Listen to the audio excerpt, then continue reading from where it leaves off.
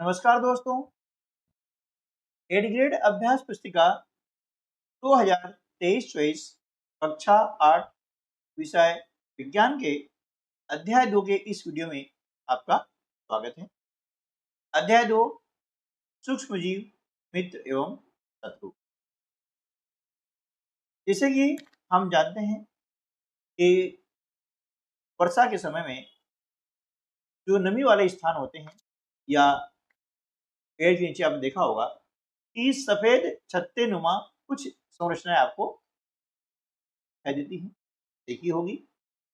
और कभी कभी क्या होता है कि जो ब्रेड होती है, रोटी होती है, वह नमी के कारण सड़ने लगती है। तो क्या होता है, इसकी सतह सफेद काले धब्बे से ढक जाती है। या आपने ये देखा होगा कि किसी नदी किनारे या रुके हुए पानी में हरे रंग की फिसलन युक्त कोई रचना आपने देखी होगी। ये सब आते कहाँ से हैं? ये आपने विचार किया है? और इन्हें हम क्या कहते हैं? ये सारी बातों की जानकारी इस अध्याय में आपको पढ़ने को मिलेगी। आइए अब हम कुछ घटनाएं हैं उनके बारे में चर्चा कर लेते हैं। आपने आपके घर में ये जो घटनाएं दी गई हैं ये देखी हो, देखी है तो आपको हाँ लिखना है, नहीं देखे तो ना लिखना है। तो देखिए, जैसे यहाँ पर लिखा है ब्रेड या रोटी पर पकड़। आपने देखी होगी कि जब ब्रेड या रोटी को, है ना, नमी युक्त स्थान पर देते हैं तो उसके ऊपर क्या होता है, फफूंद लग जाती है। अब फफूंद जो लगती है उसका रंग कैसा होता है? तो फफूंद का रंग होता है सफेद, ठीक है ना। रंग होता है वो सफेद होता है। अब जूते पर फफूंद कभी लगा है, ये नहीं लगा है, लिख देंगे, और लगा है तो हाँ लिख देंगे। फफूंद तो वैसी रहती है ना। अब जहाँ हमेशा नीला गीला रहता है वहां काई जम जाती है। देखिए हमने कि जहाँ पर बिल्कुल पानी पानी गिरता रहता है तो वहां पर काई जम जाती है। और इसका रंग कैसा होता है? इसका रंग होता है हरा। रंग होता है हरा होता है। गर्मी में खाना खराब हो जाता है, या गर्मी के कारण क्या होता है, खाना खराब हो जाता है। और अब उस खाने का रंग कैसा होता है? देखिए, फफूंद लगती है, तत्काल लगती है, तो उसका जो खाना जो खराब हो जाता है गर्मी के कारण, उसमें फफूंद का रंग सफेद ही होता है। क्या होता है? सफेद होता है। ये क्या है ना। ये हमने देखा कि ये सब क्या है, ये सभी होते हैं सूक्ष्म जीव। क्या कहलाते हैं? ये सूक्ष्म जीव कहलाते हैं, ठीक है ना, कहलाते हैं। और इन्हें हम जो है बिना किसी यंत्र की सहायता के नहीं देख सकते। तो ये देंगे इन्हें बिना यंत्र की सहायता से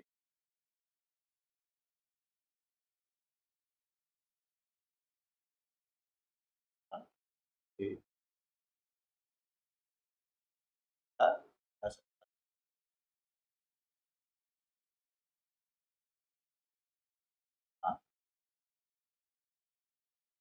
ठीक है, इन्हें को देखने के लिए हमें किसी यंत्र की आवश्यकता। अब नीचे लिखे बॉक्स में आपको क्या करना है, सूक्ष्म जीवों के नाम लिखना है। यहाँ पर नाम दिए गए हैं। देखिए, यहाँ पर हम जब नाम लिखते हैं तो क्या आता है? जीवाणु,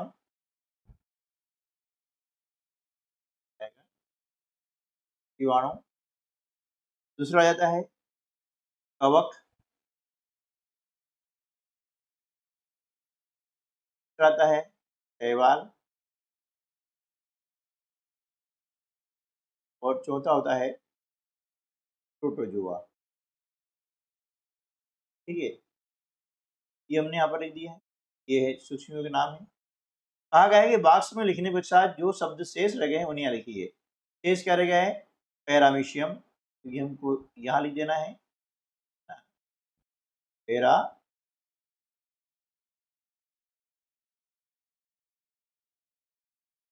तो बाद में क्या बचा हुआ है? ईस्ट बचा हुआ है, यहाँ पर लिख देंगे ईस्ट। फिर क्या बचा है? स्ट्रेप्टोमाइसिन, तो इसको हम यहाँ लिख देंगे स्ट्रेप्टोमाइसिन।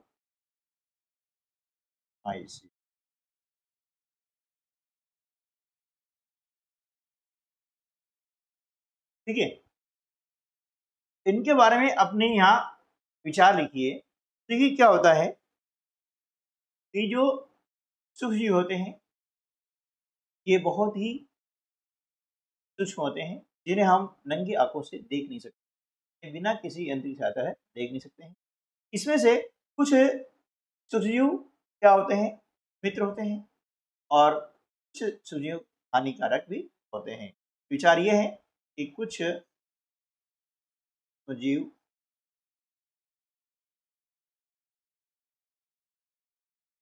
मित्र होते हैं और कुछ सूक्ष्मजीव क्या होते हैं? शत्रु होते हैं। ठीक है, ये इनके बारे में विचार हो गया है। अब हम देख लेते हैं प्रश्न पहला। दिए गए शब्दों में से चुनकर रिक्त स्थानों की पूर्ति। जुकाम, फ्लू एवं खांसी अधिकतर किसके द्वारा होते हैं? देखिए, जुकाम, फ्लू एवं खांसी अधिकतर ये विषाणु द्वारा होते हैं। होते हैं विषाणु के द्वारा। सेकंड है, दूध को पाश्चुरीकृत करने के लिए कितने ताप पर कितने सेकंड के लिए गर्म करते हैं? तो देखिए, दूध को पाश्चुरीकृत करने के लिए 70 डिग्री सेल्सियस ताप पर 15 से 30 सेकंड के लिए गर्म करते हैं। तीसरा है, ईस्ट तीव्रता से जनन करके शोषण के दौरान उत्पादित करते हैं। क्या उत्पादित करते हैं? CO2 यानी कार्बन डाइऑक्साइड।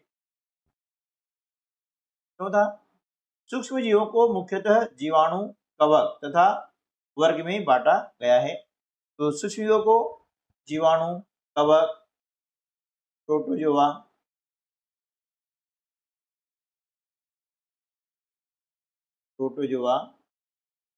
तथा शैवाल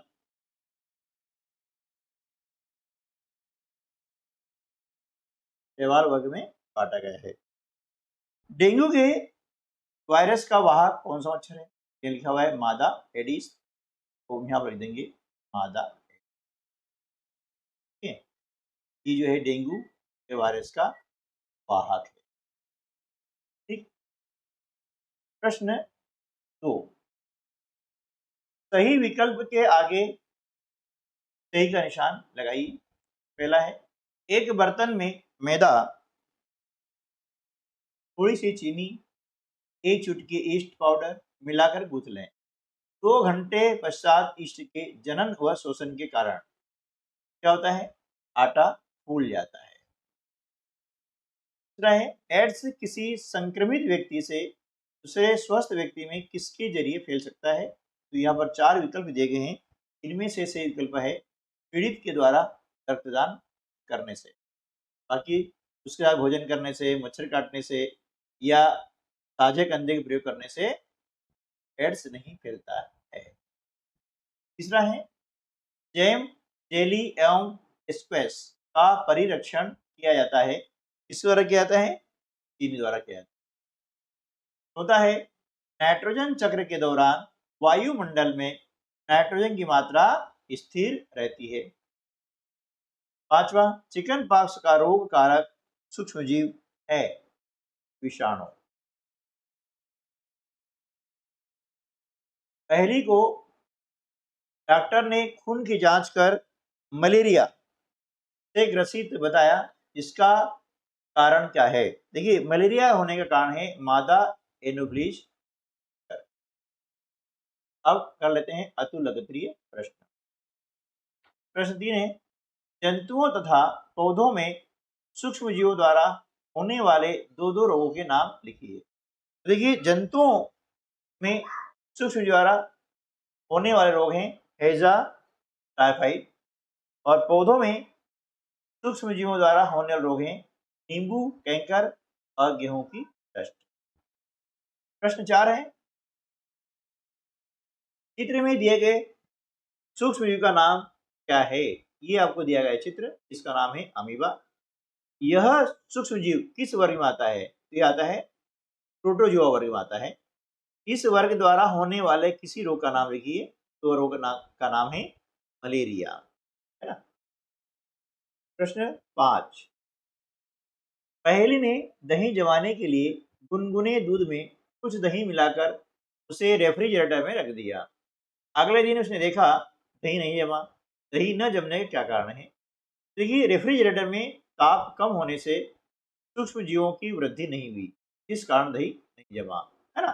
दही में जो बैक्टीरियस जो जीवाणु होता है, उसके कारण क्या होता है, दही जमता है, और कम ताप होने के कारण सूक्ष्म जीवों की वृद्धि है। प्रश्न क्रमांक 6, प्रतिजैविक यानी एंटीबायोटिक से क्या समझते हैं? सामान्य रूप से उपयोग में आने वाली कोई दो प्रतिजैविक के नाम लिखिए। ये जो औषधि बीमारी पैदा करने वाले सूक्ष्म जीवों को नष्ट कर देती है अथवा उनकी वृद्धि को रोक देती है। इस प्रकार की औषधि को प्रतिजैविक यानी एंटीबायोटिक कहते हैं, जैसे स्ट्रेप्टोमाइसिन, टेट्रासाइक्लिन। प्रश्न 7 है, किसी रोग से संक्रमित व्यक्ति से स्वस्थ व्यक्ति में रोग का संचरण किस प्रकार से होता है तथा यह किस प्रकार के रोग कहलाते हैं? उत्तर, सूक्ष्म जीवों द्वारा होने वाले ऐसे रोग जो एक संक्रमित व्यक्ति से स्वस्थ व्यक्ति में वायु, जल, भोजन अथवा कायिक संपर्क द्वारा फैलते हैं, संचरणीय रोग कहलाते हैं, जैसे हैजा, चिकन पॉक्स आदि। लघु उत्तरीय प्रश्न है, प्रश्न क्रमांक 8, वैक्सीन यानी टीका किस प्रकार कार्य करती है? उत्तर, यदि मृत अथवा निष्क्रिय सूक्ष्म जीवों को स्वस्थ व्यक्ति के शरीर में प्रविष्ट कराया जाता है तो शरीर की कोशिकाएं उसी के अनुसार लड़ने के प्रतिरक्षी उत्पन्न करके रोगकारक सूक्ष्म जीवों से हमारी सुरक्षा करती है। इस प्रकार से टीका कार्य करता है। प्रश्न क्रमांक 9, पास्तुरीकरण से क्या समझते हैं? इस प्रक्रिया की खोज वैज्ञानिक ने कर दूध को 70 डिग्री सेल्सियस पर 15 से 30 सेकंड के लिए गर्म करते हैं, फिर एकाएक ठंडा कर उसका भंडारण कर लेते हैं। ऐसा करने से सूक्ष्म जीवों की वृद्धि रुक जाती है। इस प्रक्रिया को पास्तुरीकरण कहते हैं। इस प्रक्रिया की खोज लुई पास्चर नामक वैज्ञानिक ने की थी। प्रश्न 10 है, पहले ने कुछ आम खरीदे परंतु कई दिनों तक वह उन्हें नहीं खा पाई। बाद में उसने देखा कि वे सड़ गए हैं, परंतु वह जानती है उसकी दादी द्वारा बनाया गया आम का अचार काफी समय तक संदूषित नहीं होता है। निम्न प्रश्नों का उत्तर दीजिए। पहला है, आम का अचार काफी समय तक संदूषित क्यों नहीं होता है? उत्तर है, क्योंकि अचार को संदूषण से बचाने के लिए तेल एवं सिरके का उपयोग किया जाता है। दूसरा है, आपके घरों में दादी मम्मी द्वारा किन किन खाद्य सामग्रियों को सूक्ष्म जीवों से बचाकर रखा जाता है? देखिए, जैम, जेली, स्क्वैश, मांस, मछली आदि खाद्य सामग्रियों को सूक्ष्म जीवों से बचाकर रखा जाता है। तीसरा है, चीनी के उपयोग द्वारा किन किन खाद्य पदार्थों को लंबे समय तक सुरक्षित रखा जाता है? उत्तर, चीनी के उपयोग द्वारा जैम, जेली एवं स्क्वैश आदि खाद्य पदार्थों को लंबे समय तक सुरक्षित रखा जाता है। प्रश्न 11, हमें बिना ढके भोजन को खाने से क्यों बचना चाहिए? क्योंकि बिना ढके भोजन को सूक्ष्मजीव संदूषित कर देते हैं, जिससे खाद्य विषाक्तन हो सकता है। खाद्य विषाक्तन मतलब फूड पॉइजनिंग। प्रश्न क्रमांक 12 है, पौधों में सूक्ष्म जीवों द्वारा होने वाले कुछ सामान्य रोगों के नाम तथा उनका संचरण का तरीका लिखिए। देखिए, पादप में जो सामान्य रोग होता है, एक होता है नींबू कैंकर। क्या है? नींबू कैंकर। और इसके संचरण का तरीका क्या है? वायु। ठीक है। दूसरा रोग है गेहूं की रस्ट। गेहूं की रस्ट, और इसके संचरण का तरीका है वायु एवं बीज, यानी वायु के द्वारा और बीज के द्वारा इसका संचरण होता है। तीसरा रोग है भिंडी की पीत। इसका संचरण होता है कीट के द्वारा। अगला प्रश्न है, नाइट्रोजन चक्र को आरेख द्वारा प्रदर्शित कीजिए। इस प्रकार आरेख बनाया हुआ है कि वायुमंडलीय नाइट्रोजन है ना, यह तड़ित द्वारा इसका स्तरीकरण होता है, और मिट्टी में उपस्थित जो नाइट्रोजन यौगिक होते हैं, यहाँ पर ये रूप में मिलती है। फिर क्या होता है कि मिट्टी में से जो उपस्थित नाइट्रोजन यौगिक हैं, ये पौधों द्वारा इनका अवशोषण किया जाता है। फिर यहाँ से जंतुओं तथा पौधों द्वारा ये जब खाया जाता है, उसके बाद में उनके उत्सर्जन एवं जीवों के मृत्यु द्वारा उत्पन्न नाइट्रोजन अपशिष्ट वापस मिट्टी में मिल जाते हैं। ठीक है। दूसरा क्या होता है कि मिट्टी में जो उपस्थित नाइट्रोजन यौगिक होते हैं, वे जीवाणु द्वारा नाइट्रोजन यौगिकों का गैसीय नाइट्रोजन में परिवर्तन कर देते हैं, और वह वापस वायुमंडल में मिल जाती है। ठीक है। प्रश्न क्रमांक 14, मनुष्य में सूक्ष्म जीवों द्वारा होने वाले सामान्य रोग, उनके रोग जनक सूक्ष्मजीव तथा रोग से बचाव के उपाय को तालिकाबद्ध। देखिए, यहाँ पर मानव रोग है ना। पहला रोग है क्षय रोग। कौन सा रोग है? क्षय रोग, है ना। क्षय रोग यानी टीबी। ठीक है। अब इसका जो रोग कारक सूक्ष्मजीव है, उसका नाम है जीवाणु। ठीक है, नहीं लिखा ना। रोग कारक सूक्ष्मजीव जीवाणु है। और बचाव उपाय क्या है? देखिए, रोगी व्यक्ति को पूरी तरह से अन्य व्यक्तियों से अलग रखना, रोगी की व्यक्तिगत वस्तुओं को अलग रखना, और उचित समय पर टीका लगवाना, ये इससे बचने के उपाय हैं। ठीक है। अब देखिए, दूसरा होता है खसरा, चिकन पॉक्स और पोलियो। इन सभी का जो संचरण होता है, खसरा, चिकन पॉक्स और पोलियो, ये वायरस के द्वारा होता है। क्या होता है? ये वायरस के द्वारा होता है, विषाणु। और बचाव के उपाय वही हैं जो ये हमने 6 रोग के बारे में बताए थे, कि रोगी व्यक्ति को पूरी तरह से अन्य व्यक्तियों से अलग रखना है, रोगी की व्यक्तिगत वस्तुओं को अलग रखना है, और उचित समय पर टीका लगाना है। उसके बाद में अगला रोग आता है हैजा। हैजा और टाइफाइड। तो हैजा और टाइफाइड दोनों होते हैं जीवाणु द्वारा। अब इससे बचने उपाय क्या है कि व्यक्तिगत स्वच्छता एवं अच्छी आदतों को अपनाना, भली भांति पके भोजन, उबला पेयजल एवं टीकाकरण का उपयोग करना। ठीक है ना। टीका लगवाना है, पानी को उबाल कर पीना चाहिए। ठीक है। और व्यक्तिगत स्वच्छता यानी रोजाना नहाना चाहिए, साफ स्वच्छ कपड़े पहनना चाहिए। ठीक है। तो इससे क्या होगा, इनसे बचाव हो सकता है। अगला जो मानव रोग है, उसका नाम है हेपेटाइटिस ए। हेपेटाइटिस ए, ये होता है वायरस के द्वारा। ठीक है। अब इससे बचने का उपाय क्या है कि उबले हुए पेयजल का प्रयोग करना, यानी उबले हुए पानी का उपयोग करना, पीना, और टीकाकरण, इसका क्या है उपाय है इससे बचने के। अगला जो रोग है वह है मलेरिया। ये होता है प्रोटोजोआ के द्वारा। और अब मलेरिया से हम कैसे बचें, इसके लिए क्या करेंगे कि मच्छरदानियों का प्रयोग करना है, मच्छर भगाने वाले रसायन का प्रयोग करो, है ना। मच्छर भगाने वाली जो कॉइल्स है उसका उपयोग करें, कीटनाशक का छिड़काव करें, और मच्छर के प्रजनन को रोकने के लिए जल को किसी भी स्थान पर एकत्र न होने दें। आपने टीवी में भी सुना होगा कि जो आता है कि पानी को रुकने नहीं देना है ना। कि पानी रुकता है तो वहां पर प्रोटोजोआ उत्पन्न हो जाते हैं। आज की वीडियो में बस इतना ही, मिलते हैं अगले वीडियो में, तब तक के लिए नमस्कार, जय हिंद।